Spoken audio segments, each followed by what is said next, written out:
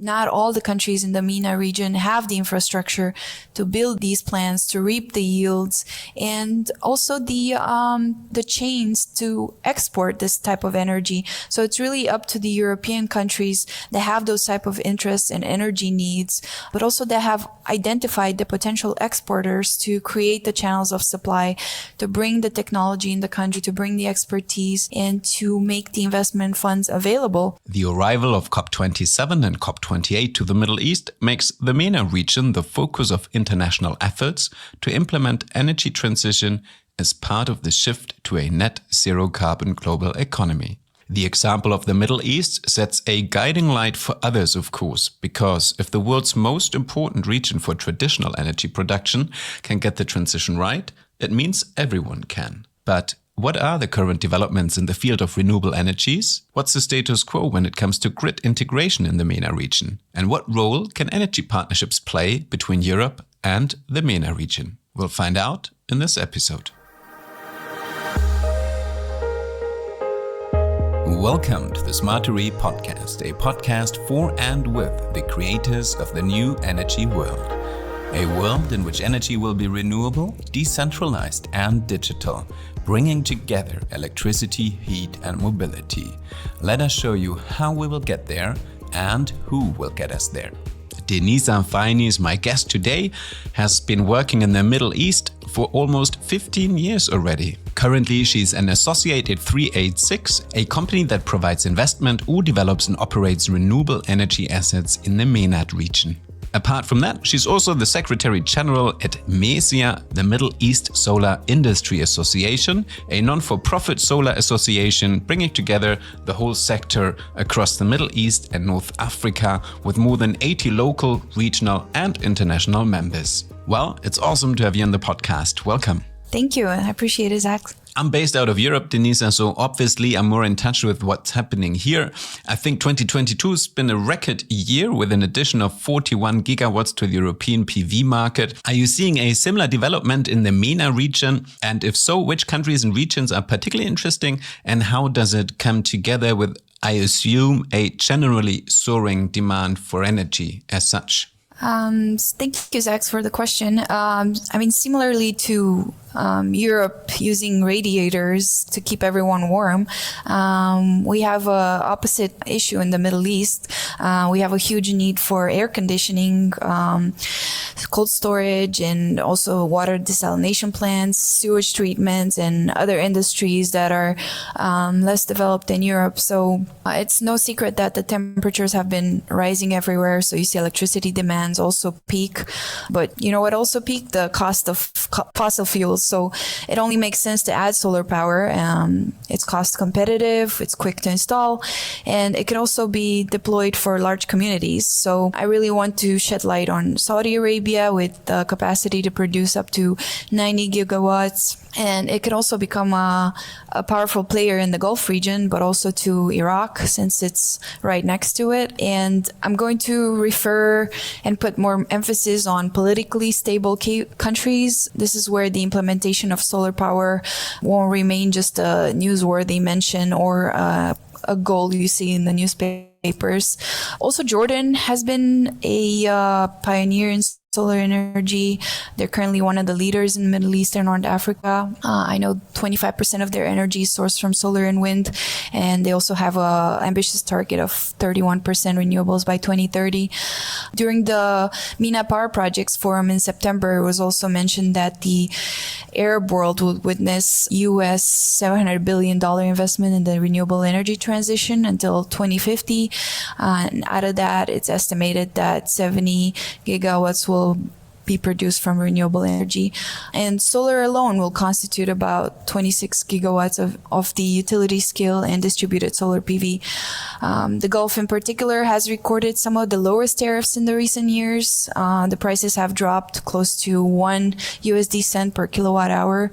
However, you have to keep in mind that particularly in the Gulf region, the favorable solar conditions, the availability of cheap and sunny land, low cost of labor, low interest financing, but also supportive tax regimens have aided in the deployment of solar, as well as the global reduction of solar equipment prices. So I would say notable to mention are the UAE, Saudi Arabia, Oman, Kuwait, Jordan, and there's also some slower rises in the North Africa region. That overall sounds like some good development. Let's talk a little bit more about the systemic approach and specifically about utility scale solar and storage and grid integration. I know here in Europe as well, utilities are investing heavily in utility scale energy storage solutions, and they're usually putting big batteries next to power plants and transmission lines in order, for example, also to bring down cost and improve reliability. Are you seeing a similar development in the MENA region? And if so, how in your eyes and in that context could solar and storage add more value? I would say adding energy storage is no-brainer. The mix can help the region realize their green goals, and I believe the Middle East or North Africa is currently home to about 15% of the world's installed energy storage capacity. When you think of energy storage, you also have to think about the technology. The costs have been declining. There's a focus on green policies. There's a favorable environment for the deployment of renewable energy. I know currently there's about 30 energy storage projects planned to be implemented by 2025 in the MENA region. And however, and that's a big however, the drivers for ESS deployment vary across the region. So there's not really a blueprint. I believe we're seeing acceleration in the countries that have a significant power supply shortage that make ESS implementation imperative and a necessity, and that is Lebanon and Iraq. Both of them go through a lot of political challenges that cause a lot of energy shortages. So in the MENA, the ESS deployment is about 1.5 gigawatts at the moment compared to 10 gigawatts globally, and I'm hoping these statistics are correct. And again, we're talking about creating the regulations around the ESS. There's regulations for solar power, there's regulations for wind, but there's not really any regulations for energy storage, which also increases the investor's risk aversion. I mean, I work for a developer and equity investor, and I could tell you in the due diligence process, there's a lot of factors that we look at, and policy is one of them, and the government support. So the ESS requires a dynamic technology that undergoes constant research and development, and the projects usually require a higher share of equity financing than conventional power projects. How fair is it then to actually talk about the MENA region as one region? Because once again, if you compare it to Europe, I would assume that most probably there's a much bigger variety in how the regulation works in each country, what the general level of the actual infrastructure is in that country, the various strategies, the cultural differences. So probably you rather have to go country by country, right? Exactly. And that's what we do with the MESIA. We do engage with a variety of experts from different countries in the region. We engage with government officials. We engage with existing contractors, with developers, and even the civil society, technology providers, just to see what the trend is and what the energy needs are and how they're shifting. So, yeah, it is a intricate region and very different from country to country. Now let's talk about partnerships. At the moment, of course, in Germany in particular, but in Europe as such, we're really struggling and scrambling to change our energy mix and to make it much more fuel independent and gas independent. So what role could the Middle East and North Africa play in supplying Germany and Europe with hydrogen or synthetic fuels from renewable resources? It's no secret that the Middle East and North Africa are geographically positioned in a way that make renewable energy resources available all year round. And it's very attractive to Europe, and especially considering the proximity to Europe, producing hydrogen, or better said, green hydrogen via solar PV energy is definitely a no-brainer. The MENA countries can not only cover their own needs, but also export to Europe. And if I remember correctly, the German Chancellor, I hope I'm saying his name right, Olaf Scholz, made a visit to Saudi Arabia and the UAE last September with an energy industry delegation. So the interest is there for Germany and for for the rest of Europe. There's currently large challenges in the European supply chain that have accelerated these discussions. So hopefully there will be more than just signatures on papers. There will become actual implementation plans.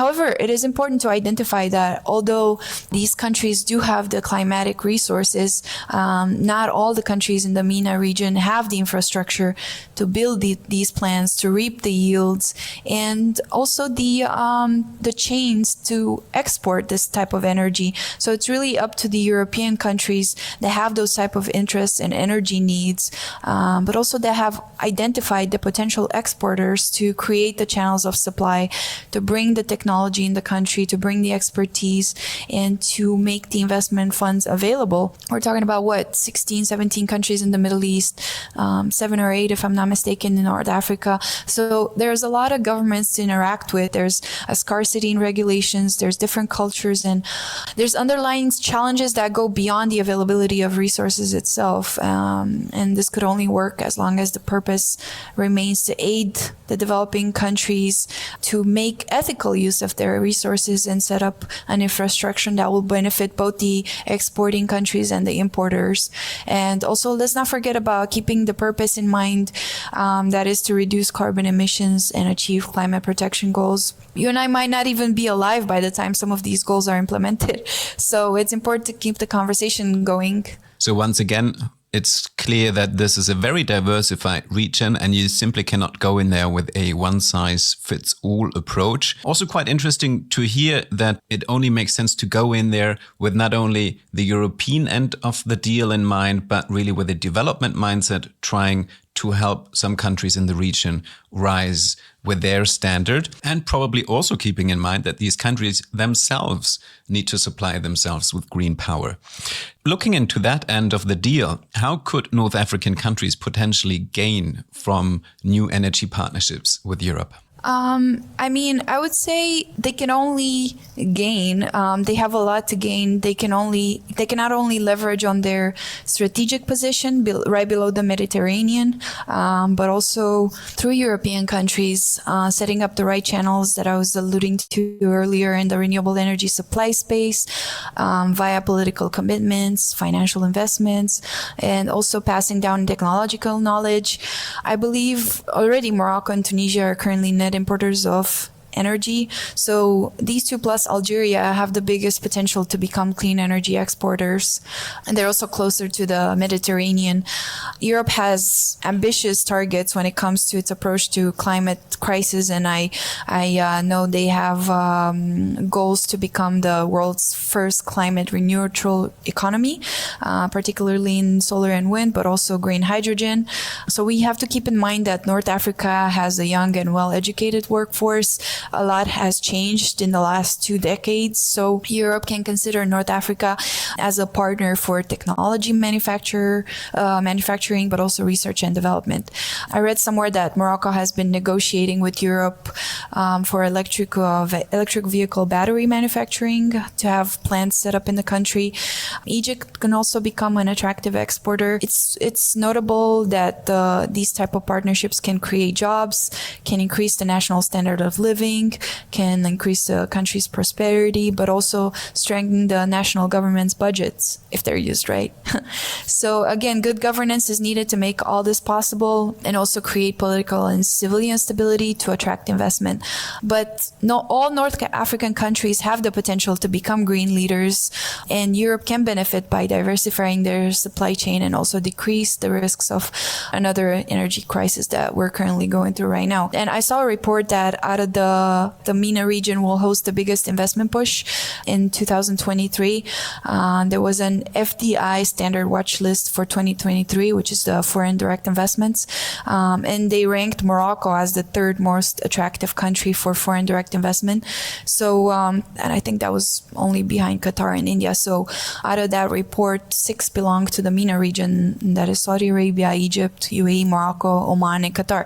So North Africa has huge potential in that space. Very diversified, but also big potential and very attractive for foreign investment. Now, when we started speaking, you mentioned that, obviously it's a very warm region with a big need for refrigeration and cooling systems, for example, seeing a steep increase in energy demand. Now, at the same time, of course, climate change is not really waiting. Scientists have been warning that the Middle East specifically is warming at twice the global average, putting the whole region under enormous stress. Do you see countries in the region accelerating their own net zero initiatives fast enough to mitigate this?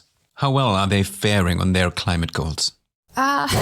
It depends who you ask. I can certainly see a shift in the conversation. I mean, if you ask the UN, they're going to, be pissed at everyone here. But climate activists, world leaders are pressing our region to implement renewable energy projects and also other hybrid projects, also accelerate their net zero initiatives. There is official commitment from, I would say, most Gulf countries. I would have to do a little bit of research on North Africa. There's obvious apprehension and expected since the shift also involves more than just turning off conventional power plants. I mean, you're talking about the creation of an ecosystem that supports this implementation. You're talking about a shift in the job market. You're talking about educational institutions that have to create that kind of knowledge and instill that kind of knowledge in the new generations. But are you also talking about the behavior of consumers, the lack of knowledge of the off-takers, which are the energy consumers, the unavailability of experts to create the legislative framework, the lack of legislation, slow permitting processes, and also the availability of green finance for both the residential and the commercial and industrial sector. So ultimately, it's a big shift that the region has to adapt to. And again, it's country specific. But I would also say everyone can have ambitious goals and announce them, but really without the external auditing done periodically, the consultations with the civil society and the governments, we're never going to get to the real numbers or stay on track. So it needs periodic checks. It needs, solutions that are easy to implement. You're talking about cultures and, there's people that think they know it all. And there's people that are open to change, open to bring experts into their country and create those type of ecosystems. Now, it's really interesting that you would mention those external regular checkups, because just in one of the previous episodes, I spoke to Ditlev Engel, the CEO of DNV Energy Systems, and he said sort of an almost identical thing. He said, we do not only need that goal, the big goal in the distant future, but what we really need is regular checkups on an almost daily basis, making sure those small steps happen, sort of like having a fitness tracker, really making sure that we are on track to the big goal in the far future. So would you share that sentiment that we need sort of like fitness tracking for the energy transition?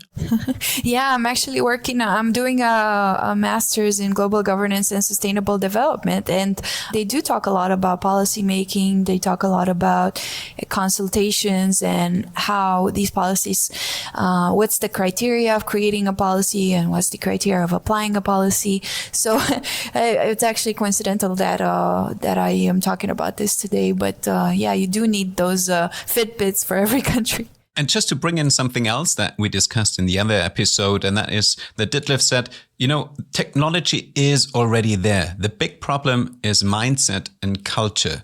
Would you agree with that? And also in regards specifically to the MENA region? Yes, absolutely agree with. I would say Europe is more structured in terms of implementing goals, and of course, not to take away from this region, but I think there's a French saying, laissez-faire, so things will happen eventually, but you do need these supervising authorities that make sure the goals are implemented. So, final question. Somehow in this episode, I'm stuck with comparisons between the European region and the MENA region. So last comparison here in the European region, of course, the whole question of renewables somehow seems to pivot around the electrification of the transport system.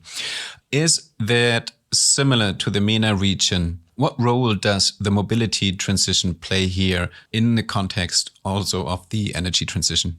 So, I love this question because I just did a paper for my class on global governance and sustainable development. I analyzed the urban transport and mobility in Europe and how the policy can be implemented at different state levels and in different cities. So imagine you're talking about a region with a very different infrastructure. I mean, yeah, the GCC in particular, it's not particularly walkable. So I personally live in Dubai, and I commute by car every day.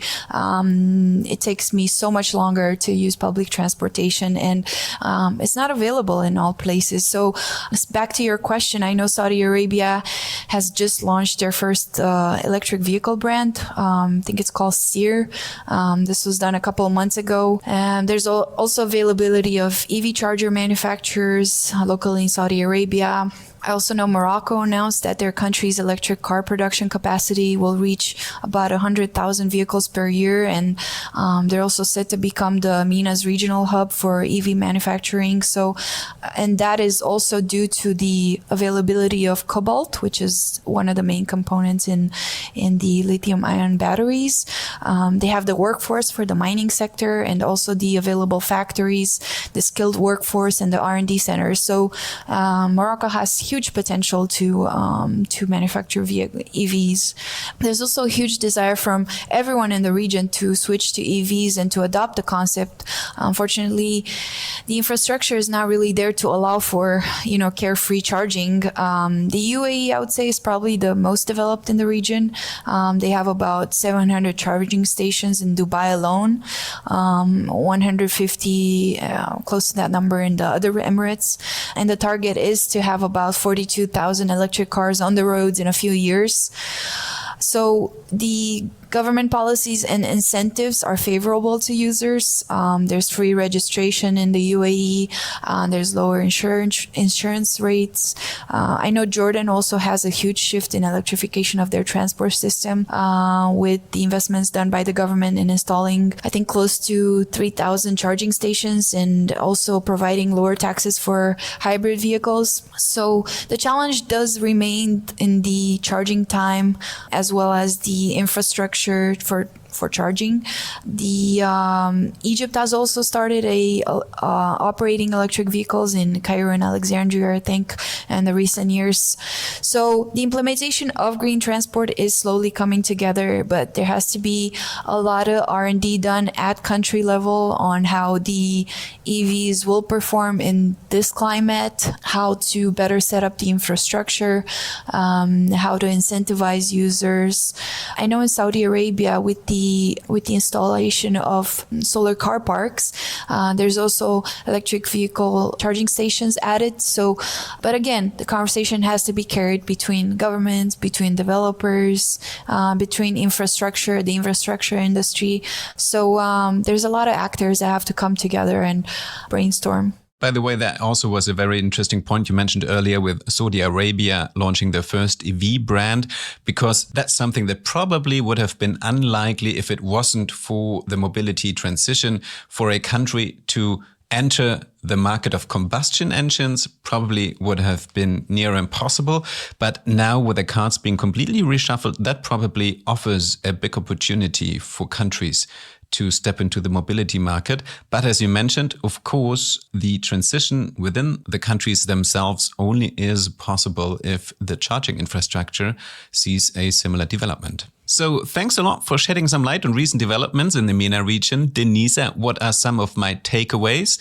I think the biggest one is that we really should stop talking about MENA as one region, because it's more like a patchwork of a variety of countries who are at very different levels when it comes to either their development or to simply how their energy mix is comprised and what the level of the infrastructure is. But at the same time, you mentioned that some of these countries are really attractive for foreign investment if you bear in mind some stark cultural differences in regulation. But there's huge potential for cooperation, for partnerships, as long as you said also, if you bear in mind that in some of the countries still a lot of groundwork has to be done and that you sort of need to build up the infrastructure together. Yes, great takeaways, and happy to elaborate. And whoever listens to this podcast can reach out to me directly, and I'm happy to elaborate on those answers. Also, please keep an eye for the Middle East Solar Industry Association Solar Outlook report. It came out during the World Future Energy Summit in Abu Dhabi, and over there we have a lot of great highlights from the region, and we'll showcase all the individual country plans. Wonderful. Thanks a lot, Denisa. If you want more information about what Denisa just talked about, Denisa is very easy to find on LinkedIn. Just look for Denisa Fainis. Thanks a lot, Denisa. Thank you as well, Zach.